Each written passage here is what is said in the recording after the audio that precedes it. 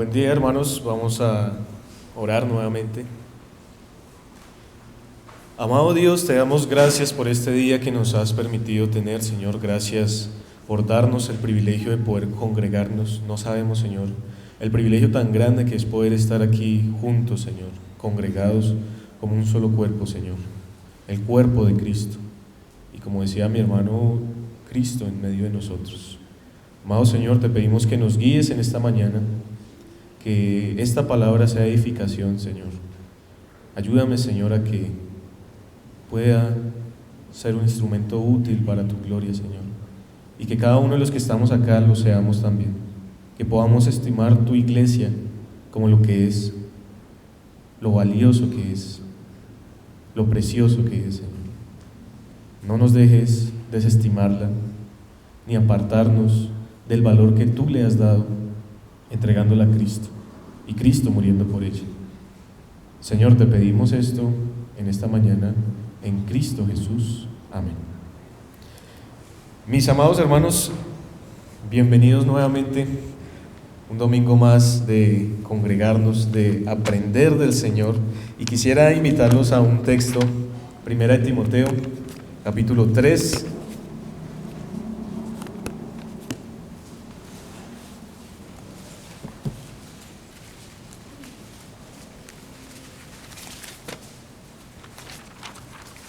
y hoy vamos a hacer una pequeña pausa de la serie de Primera de Juan, porque mis hermanos en oración y viendo lo que está pasando en la iglesia, notamos que hay ciertas necesidades que se deben cubrir, y la manera de cubrir esas necesidades, hermanos, es con la palabra de Dios. Si nosotros no creemos en la palabra, si nosotros no aprovechamos la palabra de Dios, nada nos va a aprovechar. No hay doctor, no hay arquitecto, no hay psicólogo, no hay psiquiatra, no hay consejo que pueda ser útil más allá de la palabra de Dios. Así que hoy quisiera hablar de un tema importante, como todos los temas que se han hablado desde aquí, mis hermanos, porque es el Señor hablándonos a nosotros. Y ese tema está en 1 Timoteo capítulo 3, versículo 15. Ese va a ser el texto en el cual vamos a estar en esta mañana. Vamos a meditar en él, vamos a contemplar la palabra del Señor y sus preciosas verdades. Esta epístola, hermanos, 1 Timoteo, es una de las epístolas que se ha llamado la epístola pastoral. Junto con 2 Timoteo y Tito, se han llamado así por dos cosas. Primero, porque están escritas a hombres que fungían como pastores, Timoteo y Tito. Timoteo allá en Éfeso, Pablo escribiéndole desde Macedonia, y Tito en Creta, pero no solamente por eso, sino por el contenido mismo de las epístolas. El contenido de las epístolas, hermanos, es pastoral. ¿Y a qué me refiero con eso? Aquí, si ustedes leen esas epístolas, están hablando de cómo debe conducirse la iglesia de Dios, cómo se deben elegir los ancianos, cómo se deben elegir los diáconos, cómo debe ser el trato entre hermanos, cómo nos debemos comportar, qué debemos hacer, orar, cantar, leer. Todo eso lo podemos encontrar precisamente en estas epístolas. Esta epístola fue escrita aproximadamente en el año 67, después de que Pablo probablemente saliera de su encarcelamiento en Roma, estuviera visitando nuevamente las iglesias, y desde Macedonia entonces deja a Timoteo en Éfeso, y desde Macedonia le escribe probablemente esta epístola a Timoteo. Si ustedes han leído 1 Timoteo, que espero que todos la hayan podido leer, mis hermanos, les animo a que podamos leer la Biblia día a día, y a que por lo menos una vez la hayamos leído completa, de tal forma que cuando nosotros hablemos de la palabra del Señor, ustedes entiendan de qué estamos hablando todos. Porque como cuerpo, hermanos, crecemos juntos. Una mano no se crece sola y el cuerpo pequeñito. Todos tenemos que crecer juntos como el cuerpo de Cristo, por lo que todos tenemos que seguir avanzando. Estudiamos, hermanos, de la familia y todos juntos tenemos que ir creciendo en nuestros hogares. Estudiamos de la adoración personal, cada uno de ustedes y yo tenemos esa responsabilidad. Pero estudiamos de la iglesia también, hermanos, y todos juntos debemos ir creciendo. No unos, no 10, no 20, todos, hermanos. Todos estamos exhortados a unirnos, a edificarnos, a seguir creciendo. Y eso es lo que precisamente Timoteo, la epístola de Timoteo, nos está diciendo en los primeros capítulos, centrado, por supuesto, en el poder del Señor Jesucristo. En Cristo como la cabeza de la iglesia, en Cristo como el que nos guía, como el que edifica su iglesia, porque las puertas del Hades, si alguna vez lo veíamos, no prevalecerán contra ella. Así que, mis hermanos, esto lo encontramos, por ejemplo, en el versículo 16, cuando Pablo dice: e indiscutiblemente grande es el misterio de la piedad. ¿Cuál es el misterio? Otra manera en que la podríamos traducir es: ¿cuál es el misterio de nuestra devoción? ¿Cuál es? Ahí lo está diciendo luego, Cristo. Dice: Dios fue manifestado en carne, justificado en el Espíritu, visto de los ángeles, predicado a los gentiles, creído en el mundo, recibido arriba en gloria. Cristo es el motor de la iglesia, nuestro motor. Así que, mirando un poco de esto, luego de que Pablo ha enseñado a Timoteo sobre cómo debe conducirse, entonces le escribe y le enfatiza algo en el versículo número 15. Y quiero que lo lean conmigo, mis hermanos. Dice: para que si tardo sepas cómo debes conducirte en la casa de Dios, que es la iglesia del Dios viviente, columna y baluarte de la verdad. ¿Por qué, hermanos, debemos vivir como iglesia? ¿Por qué debemos saber cómo comportarnos? ¿Por qué debemos tener una conducta de tal manera, o de esta manera, o de otra manera? Y Pablo está respondiendo acá con 3 ideas muy importantes que vamos a estar tratando en esta mañana muy brevemente. La primera es porque es la casa de Dios. La segunda está allí porque es la iglesia del Dios viviente. Y la tercera porque es columna y baluarte de la verdad. Esa es la iglesia, hermanos. Esos son ustedes y yo. Esos somos nosotros como iglesia local y las iglesias locales, las iglesias bíblicas. Cada uno de ustedes, hermanos, hace parte de la casa de Dios, de la iglesia de Dios, de esta columna y baluarte. Entonces, vamos a tratar de analizar cada uno de estos puntos. El primero, con el que responde por qué debemos saber conducirnos en la iglesia, por qué debemos saber comportarnos como padres, madres, esposos, esposas, hijos, hijas, hermanos. Dice Pablo: porque somos la casa de Dios, o porque la iglesia es la casa de Dios. Y es interesante, hermanos, que esta palabra casa, oikos, de donde sale la palabra economía, ya había sido utilizada por Pablo en el contexto anterior, hablando de los requisitos de los diáconos y de los pastores. Había dicho: el que no gobierna bien su casa, ¿cómo va a gobernar la iglesia del Señor? Sin embargo, en este texto, la palabra casa no hace referencia a la familia como hace referencia allí. Porque lo que estaba diciendo Pablo es: si ustedes no son capaces, varones, de gobernar sus hogares, ¿cómo pretenden ser pastores en la iglesia? ¿Cómo pretenden que sean elegidos si son reprochables? Pero acá Pablo le está diciendo a Timoteo, para que si tardo sepas, Timoteo y toda la iglesia, cómo debe conducirse en la casa de Dios. Y la palabra casa allí no está haciendo referencia a en la familia de Dios, sino en la habitación de Dios. Está haciendo referencia a un lugar. O sea que nosotros, cuando nos congregamos, cuando nos unimos como lo estamos haciendo hoy en esta mañana, somos la casa de Dios.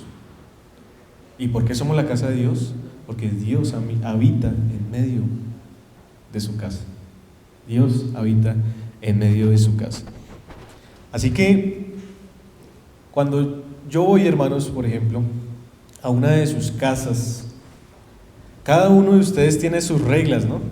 Es curioso, yo he visto ahorita con el tema del COVID, que uno va a la casa de un hermano y el hermano lo rocea así con desinfectante, le aplica gel antibacterial, pero uno va a la casa de otro hermano, el hermano le dice, siga, por fe. Y otro hermano mantiene el distanciamiento. Y el otro hermano, bueno, cada uno tiene ciertas reglas. Y no solamente con esto, sino con los alimentos, con el comportamiento, con las normas, con la hora de entrada a la casa, la hora de salida, etc. Pero cuando hablamos de la casa de Dios, ¿quién pone las normas en la casa de Dios, hermanos? ¿Por qué nosotros no queremos obedecer al Señor? Si es la casa de Dios. ¿Por qué nos molesta tanto que el Señor nos mande a hacer esto o aquello? ¿Y por qué nos rebelamos en contra de Él? Si en nuestras casas tenemos que obedecer, en la casa de Dios también. Es Dios el que establece las reglas, mis hermanos. Y esta, mis hermanos, es la casa de Dios. Y hacemos lo que Dios nos dice, no lo que el pastor dice, no lo que un maestro dice, lo que Dios dice. Ahora, ¿cómo lo dice? A través de ellos precisamente, a través de su palabra. Entonces, en primera instancia, Pablo le está diciendo a Timoteo cuál es la razón por la que debe saber conducirse, porque eso es lo que dice al principio del versículo 15, nótenlo ahí, para que citarlo, y bueno, leámoslo desde el 14, dice, esto te escribo. Entonces, todo lo que la primera epístola de Timoteo dice antes del capítulo 3, Pablo está explicando por qué razón se lo está escribiendo. Dice, esto te escribo aunque tenga la esperanza de ir pronto a verte, pero si tardo, o sea, si no puedo llegar a tiempo, si no puedo llegar cuando quiero llegar, debes saber cómo debes conducirte. Y esa palabra conducir ahí es interesante, porque la manera también en que se puede traducir conducirse es vivir. Y eso lo vemos, por ejemplo, en Primera de Pedro. Aprender a vivir. Vivir de manera activa, es lo que le está diciendo Pablo a Timoteo. Entonces, todo lo que Pablo le escribe, y yo podría decir, hermanos, que mucho, y aún creo que todo lo que la palabra enseña, lo enseña precisamente con ese propósito. Primero, para dar la gloria a Dios, y también para que nosotros sepamos cómo debemos vivir, para que podamos ser sabios, no a través de nuestra propia opinión, hermanos, no a través de lo inteligentes que seamos, de los sabios que nos creamos en nuestras familias, en nuestras opiniones personales, sino en la palabra de Dios, mis hermanos. Eso es algo que no debemos olvidar, y eso es lo que nos distingue del mundo, hermanos. La casa de Dios tiene unas características especiales: reverencia, amor, perdón, respeto. El mundo no las tiene, pero a veces, hermanos, no parecemos la casa de Dios. Bien, continuemos. Una de las segundas respuestas de pronto, o razones o argumentos que da Pablo allí en el versículo 15, ¿por qué debemos sabernos conducir? O sea, ¿por qué debemos saber vivir como iglesia? Es porque somos la iglesia del Dios viviente. Y esto es interesante, hermanos. ¿Por qué Pablo tiene que decir que somos la iglesia del Dios viviente? ¿Por qué no solamente dice de Dios?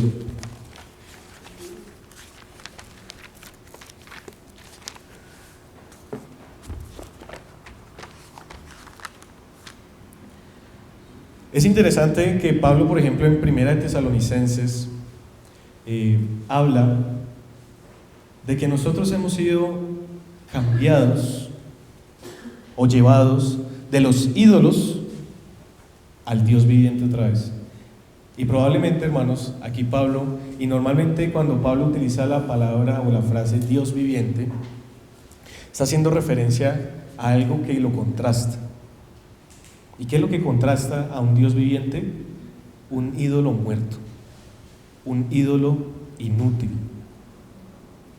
algo que no sirve para nada. Eso es lo que nos enseña, por ejemplo, Pablo allá en Primera de Tesalonicenses, hablando del Dios viviente, habla de los ídolos que nada son.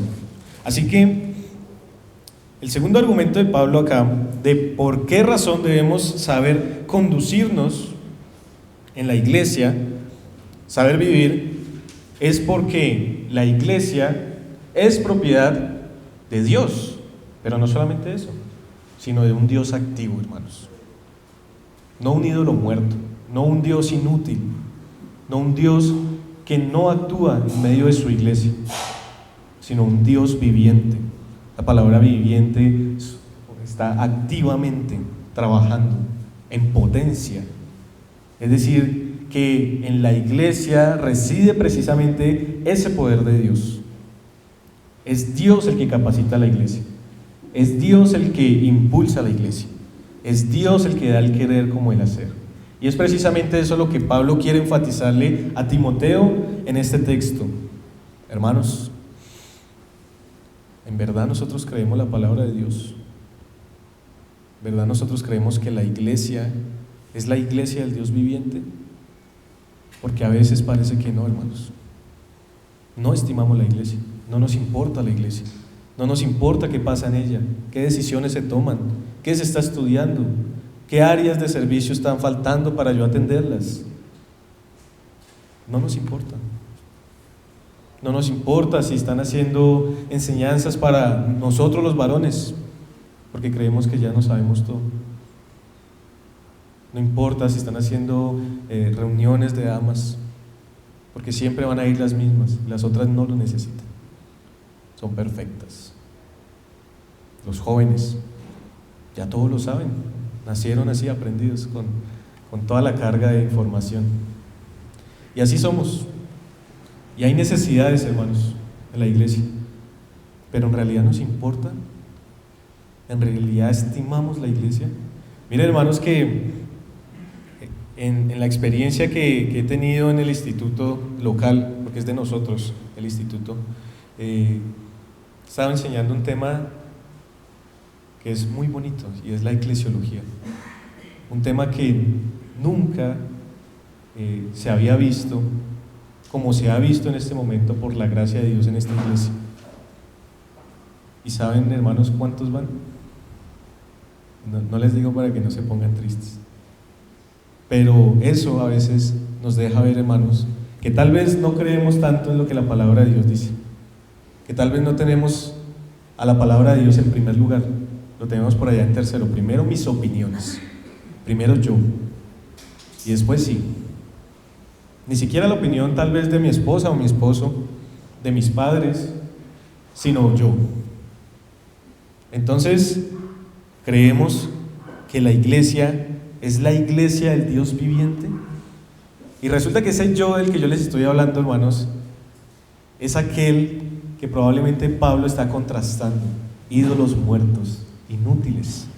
Porque cuando nosotros nos ponemos en primer lugar por encima del Señor, es idolatría. Y ese ídolo somos nosotros mismos, o es otra persona, o es otra cosa. Ídolos muertos que nada sirven, porque no están activos. Es decir, no hay un poder en ellos, no hay una potencia en ellos, sola y únicamente la hay en el gran Dios, hermanos. Y la iglesia es del Dios viviente. Eso es lo que nos está diciendo Pablo acá. Así que si Timoteo, por ejemplo, caso hipotético, no quisiera hacer lo que Pablo le está diciendo, no es lo que Pablo le está diciendo, sino lo que Dios les está mandando hacer. Ahora, miremos eso con nosotros, hermanos. ¿Acaso no queremos hacer lo que la palabra de Dios dice?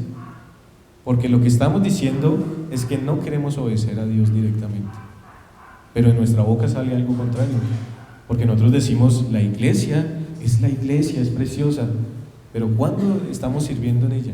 Ahora, no estoy generalizando, ¿no? Porque siempre hay un remanente fiel, ¿no? Siempre hay un grupo de hermanos que por gracia de Dios el Señor los impulsa a eso. Pero otros dicen, no, es que la iglesia no necesita, es que está llena de hipócritas, es que allá no, solamente mi hogar. Hermanos, el hogar no es la iglesia del Dios viviente, es esta congregación local, son las congregaciones locales, es la iglesia a la que está haciendo referencia Pablo, la iglesia universal, podríamos decir, por supuesto. Y un tercer argumento que Pablo da como razón de saber cómo debemos conducirnos y cómo sabemos cómo debemos conducirnos, lo dijo en el versículo 14, esto te escribo, o sea, la palabra de Dios. Ustedes quieren saber cómo debemos comportarnos en la iglesia, cómo se debe aconsejar en la iglesia, cómo se debe disciplinar en la iglesia, cómo se debe alabar a Dios en la iglesia, cómo se debe leer, enseñar en la iglesia, la palabra de Dios. No pragmatismo, no sensacionalismo, no marketing, la palabra de Dios, hermanos. Entonces, sigue diciendo Pablo en el versículo 15, para que si tardo sepas cómo debes conducirte en la casa de Dios, que es la iglesia del Dios viviente, y noten el énfasis, ¿no? Otra vez Dios, Dios, la palabra teos ahí. O sea, Pablo está enfatizando a Dios, y es lo que el versículo 16 vuelve y enfatiza, indiscutiblemente grande es el misterio de la piedad. O sea, la razón por la que nosotros nos movemos, hermanos, no es porque seamos tan buenos y tan mejores que los demás, sino es por Cristo, es por Dios y lo que hace Él en nosotros, hermanos, como el cuerpo de Cristo. Entonces sigue diciendo el versículo número 15, que es la iglesia del Dios viviente, columna y baluarte de la verdad. Y estas dos palabras son muy interesantes. Creo yo, hermanos, no estoy seguro, que eso es una endiadis. Una endiadis es como un término o un concepto en dos términos. Entonces en este caso es columna y baluarte, o sea, esos dos términos significan una sola cosa. Entonces significan, en lo que yo estuve estudiando el texto, probablemente significa el sostenimiento de algo. Entonces, la palabra columna que se utiliza ahí en el griego, hermanos, imagínense esto, no es una columna como nosotros podemos imaginarnos, por ejemplo, las vigas de esta capilla. La palabra columna que Pablo utiliza aquí probablemente hace referencia a esas columnas que tenían las estructuras griegas. En la arquitectura griega, recuerden que esas columnas que tenían, por ejemplo, los templos que estaban afuera eran unas columnas gruesas de diferentes tipos, tanto griegas como romanas. Esas columnas, hermanos, que eran gruesísimas, que aún hoy día hay vestigios de ellas, que hay evidencias de esas estructuras en Grecia aún. Esas columnas es a las que se está haciendo referencia Pablo. ¿Y esas columnas qué propósito tenían? Sostener el techo de un templo, por ejemplo. Ustedes pueden ver esas imágenes en internet de toda esa serie de columnas que sostenían toda esa estructura. Y Pablo está utilizando esa palabra acá para sostener esa estructura como tal. Entonces, la palabra columna lo que quiere decir es que lo que sostiene, lo sostiene con mucha fortaleza. Y lo sostiene porque es su único propósito, sostener. Ahora, podríamos decir que implícitamente otro propósito era verse bonita. Porque por supuesto esta arquitectura era hermosa, era arte. Y la palabra baluarte, para nosotros un baluarte es como un lugar de construcción, como para una defensa. Y a veces se ha entendido en el texto que la palabra baluarte está diciendo que está hablando de la defensa, pero resulta que la palabra baluarte que se utiliza acá, hermanos, también hace referencia a la arquitectura griega y romana. Y la palabra baluarte en el griego, por ejemplo, lo que hace referencia es al fundamento que tenía esa estructura.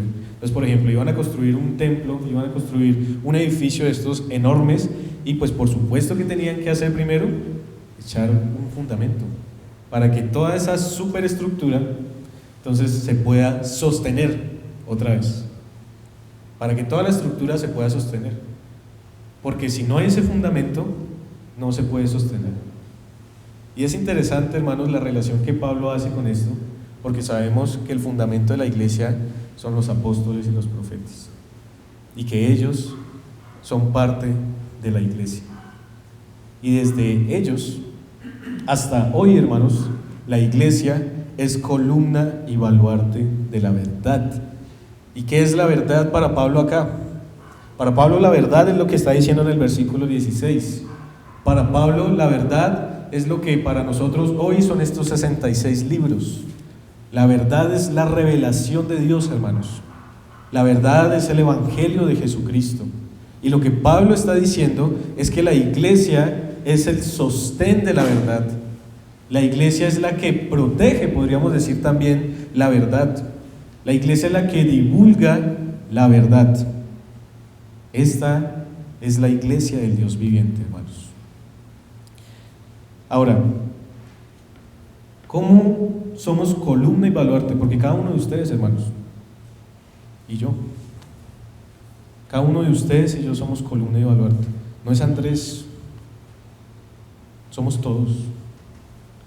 Entonces no podemos ser negligentes con este asunto, hermanos. Todos debemos despertar nuestras mentes, abrir nuestros ojos, hermanos, y preocuparnos por lo que está pasando, ser diligentes en el trabajo, servir, estar pendientes de cada una de las necesidades que hay, hermanos, no unos, todos, hermanos, como un solo cuerpo, columna y baluarte de la verdad. Ahora, ¿cómo somos columna y baluarte de la verdad? Les voy a dar ejemplos. Ahora, yo tenía unos textos, pero se me perdieron las notas, entonces después de pronto les comparto los textos. Pero una de las formas en las que somos columna y baluarte de la verdad, y es sencillo, hermanos, es obedecer la palabra de Dios. Es una de las formas en las que esas columnas, ese fundamento, ese techo, y en medio donde Dios está habitando, para que podamos fungir como esa iglesia verdadera, bíblica, como queremos ser, y como somos y como seguiremos siendo si el Señor lo permite, es obedeciendo la palabra de Dios. Todos, no unos, no a unos a los que les parece que ser cabeza de hogar no es como tan bueno para su hogar, no unos que tal vez piensan que la esposa debería ser la cabeza del hogar. No, todos debemos obedecer la palabra de Dios. El Señor nos manda a todos a perdonar. Hace poco escuchaba como una crítica de alguien que no perdonaba a otro hermano. Y hablando con el hermano decía, yo ya lo perdoné hace tanto. El problema era del otro que no había perdonado. Todos debemos perdonar, no uno, no las mujeres, no las hermanas, no los niños, todos, nosotros varones también. Pedir perdón y perdonar, soportarnos, tenernos paciencia. Esto no es si queremos, hermanos, porque es que somos la casa de Dios. Somos la iglesia del Dios viviente. Somos columna y baluarte de la verdad. Y una manera en la que sostenemos la verdad es obedeciendo la verdad. Por supuesto debemos obedecer la verdad, hermanos. Pero otra forma también es compartiendo esa verdad. Hace poco se nos enseñaba de algo que a veces, hermanos, con dolor parece que se ha olvidado en nuestra iglesia y que es responsabilidad solamente de unos pocos: la evangelización. ¿Cómo nosotros estamos divulgando la verdad? Hermanos, es responsabilidad de todos, no es responsabilidad de los maestros, ni de los hombres solamente, de todos, hermanos. Si acá hay niños que profesan fe, hermano, aunque eres pequeño, también tienes esa responsabilidad. Si te crees y si profesas ser creyente, y si te has arrepentido y has creído en Cristo Jesús precisamente. Ahora, que hay más habilidad de los maestros, que hay más tiempo para ellos, por supuesto que sí, pero es una responsabilidad de todos, mis hermanos. Y una manera de ser columna y evaluarte la verdad es precisamente esa. Otra, entonces, vamos a la tercera. Entonces, la primera, obedecer; la segunda, divulgar; la tercera, y esta lista la saqué de un hermano llamado William Hendrickson, me pareció muy buena. La tercera, hermanos, es tener en alta estima la palabra de Dios. ¿Cómo podemos ser columna y baluarte de la verdad si no queremos obedecer la palabra de Dios? Si no obedecemos la palabra de Dios. Hace poco también hablaba con unos hermanos y hablábamos del matrimonio. Y hermanos, yo les digo que el matrimonio es precioso en Cristo Jesús. El matrimonio se puede llevar a cabo conforme lo que el Señor ha mandado, hasta la muerte. El mundo no sabe. El mundo se separa por cualquier cosa. El mundo destruye un hogar por cualquier razón. Pero nosotros, hermanos, tenemos la palabra de Dios. Pero a veces los creyentes parece que fueran incrédulos. ¿Y saben por qué, hermanos? Porque no tienen en alta estima la palabra de Dios. Es por eso, hermanos. Esa es la simple razón. ¿Y saben cómo yo lo sé? Porque yo también soy así. Pero el Señor es bueno y nos ayuda en el camino. Y debemos confesar y arrepentirnos, porque estamos pecando en contra de Dios cuando no tenemos en alta estima la palabra de Dios. A veces, y yo soy uno de los primeros en eso, hablamos de la sola Escritura. Y la sola Escritura, entonces, es que la Escritura es nuestra máxima autoridad por encima de todas las autoridades. ¿Pero eso es cierto en la práctica? Porque a veces lo decimos y lo formulamos de manera magistral, pero es así, en la verdad. ¿Somos columna y baluarte de la verdad en ese sentido? ¿Tenemos en alta estima la palabra de Dios? ¿Tenemos en alta estima la iglesia de Dios? ¿O no nos importa?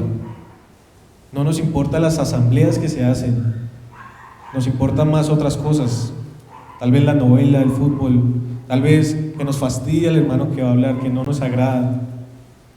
Nos importan las decisiones que se toman, el trabajo que se está haciendo. Nos importa decir, hermano, míreme, yo estoy acá, puedo servir, ¿en qué me necesitan? Nos importa lo que está pasando en nuestra iglesia local, los cambios que estamos teniendo, hermanos, o solo le importa a algunos. Hermanos, es la iglesia del Dios viviente, es la casa de Dios, hermanos. Es la columna y baluarte de la verdad. Mis hermanos, que el Señor nos ayude a apreciar su iglesia, como apreciamos nuestros hogares, por supuesto, y como nos apreciamos a nosotros mismos. Pero que el Señor nos ayude a apreciar la iglesia, porque la iglesia es tan valiosa, hermanos. ¿Y saben cómo ustedes se pueden dar cuenta de que la iglesia es valiosa? Por todo este periodo que hemos tenido que vivir sin podernos congregar. ¿Qué ha pasado en sus hogares? ¿Qué ha pasado en sus casas? ¿Qué ha pasado con ustedes? ¿Acaso están iguales que como cuando se congregaban, como cuando escuchaban la palabra fieles, como cuando cantaban con fuerza, con ánimo? Porque yo me imagino, supongo, que algunos de los hermanos de esta congregación, cuando se tenían que conectar, no se conectaban virtualmente con reverencia, sino de pronto acostados en la cama. Prendían el celular así de ladito y a escuchar a ver qué era lo que tenía que decir el pastor allá con esa grabación. No teníamos la reverencia allá, nos enfriamos, nuestros hogares se vieron confrontados con la realidad de cómo somos nosotros y la madurez que tenemos. Y por eso, hermanos, hoy día hay tantas situaciones difíciles. No en sí por el hogar, sino por no tener en alta estima la palabra de Dios, por no tener en alta estima la iglesia. Es necesario, hermanos. Esto Dios no lo necesita, lo necesitamos nosotros. Necesitamos la edificación, necesitamos el amor, necesitamos la exhortación, necesitamos la disciplina, hermanos. temas tan serios que nos ayudan porque son el verdadero amor.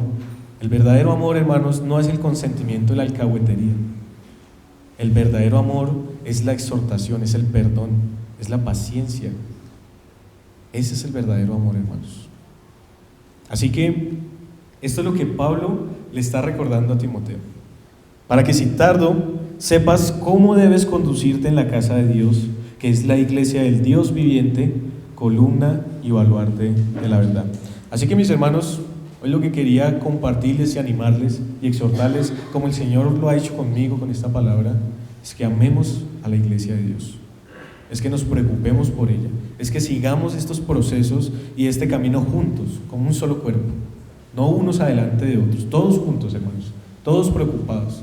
Aquellos que van hacia la membresía, que están acá animados, estudiando hacia la membresía. Aquellos incrédulos que tal vez están por acá, arrepintiéndose de sus pecados y creyendo en Cristo Jesús para que puedan ser parte de esa casa de Dios, de esa iglesia del Dios viviente, que puedan ser parte de esta columna y baluarte de la verdad. Porque es columna y baluarte, porque es sostenimiento, es fundamento. Ustedes no van a encontrar en otra parte, en otra religión, la verdad. La verdad ha sido confiada a la iglesia y la iglesia es sustentada por Dios. Y es el único sitio, hermanos, en donde vamos a escuchar la palabra de Dios, para obedecerla en nuestros hogares y para dar la gloria a Dios. El incrédulo que siga con ese proceso que lleva tal vez en esta iglesia, y el que no, lo invitamos a que se acerque a uno de nosotros y que pueda empezar un proceso de estudiar qué es el Evangelio, para que Dios quiera, tenga misericordia y pueda salvarse. Pero nosotros, los hermanos, también debemos arrepentirnos, no para salvación, pero sí para santidad, para poder seguir ese camino, para dar ejemplo a los que nos están viendo, para ser luminares en medio del mundo.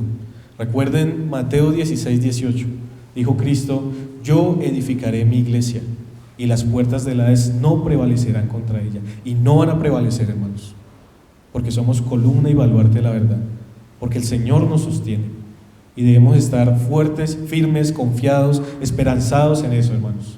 Confiar en Cristo. Cristo venció y por eso nosotros vencemos. Ya vencimos y vencemos y venceremos.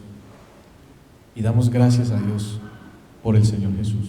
Todo esto, hermanos, está centrado en la potencia no de ustedes y mía, sino de Cristo. Quiero terminar con esto. E indiscutiblemente grande es el misterio de la piedad. Dios fue manifestado en carne, justificado en el Espíritu, visto de los ángeles, predicado a los gentiles, creído en el mundo, recibido arriba en gloria. Esta es la verdad, hermanos. Este es el Evangelio, el que debemos vivir, el que debemos divulgar, el que debemos estimar. Oremos. Señor, te damos gracias por tu palabra. Ayúdanos, Señor, a atesorarla, a apreciarla. Ayúdanos, Señor, a despertar nuestros corazones, nuestras mentes, nuestro cuerpo, Señor, que nos podamos sentir movidos por tu palabra, Señor, impulsados por tu Santo Espíritu, iluminados por Él, para que podamos entender esta preciosa palabra que nos exhorta, Señor, que nos anima a seguir. Ayúdanos, Señor, a que como iglesia podamos tener o seguir teniendo estos cambios maravillosos que en tu gracia estás haciendo en tu iglesia, Señor, y que no solamente nosotros, sino que cada una de las iglesias pueda reformarse hacia tu palabra. Señor, te damos gracias porque no lo merecemos, pero por eso es gracias, Señor, porque tú la has otorgado por tu divino amor. Eres amantísimo, Señor, y por eso te damos gracias en esta mañana. Pero también, Señor, reconocemos que nosotros somos infieles, que nosotros somos polvo, Señor, que nosotros no queremos obedecerte, no tenemos en alta estima tu palabra, no divulgamos tu palabra, Señor. Ayúdanos a arrepentirnos de nuestros pecados, ayúdanos a arrepentirnos de no obedecer tu palabra en nuestros hogares, en nuestra forma de ser, en todo, Señor, en la iglesia también. Límpianos por medio de la sangre preciosa de nuestro Señor Jesucristo y ayúdanos a poder seguir perseverando, a seguir adelante, a seguir viviendo para tu gloria y honra, Señor. Ayúdanos a crecer como un solo cuerpo, porque somos el cuerpo de Cristo. Señor, somos la iglesia del Dios viviente, dice tu palabra. Señor, somos columna y baluarte de la verdad. Ayúdanos, Señor, a poder cumplir esta esencia que es de la iglesia. Te lo pedimos, Señor, en el nombre precioso y por los méritos magníficos de nuestro gran Señor y Salvador Jesucristo. Amén.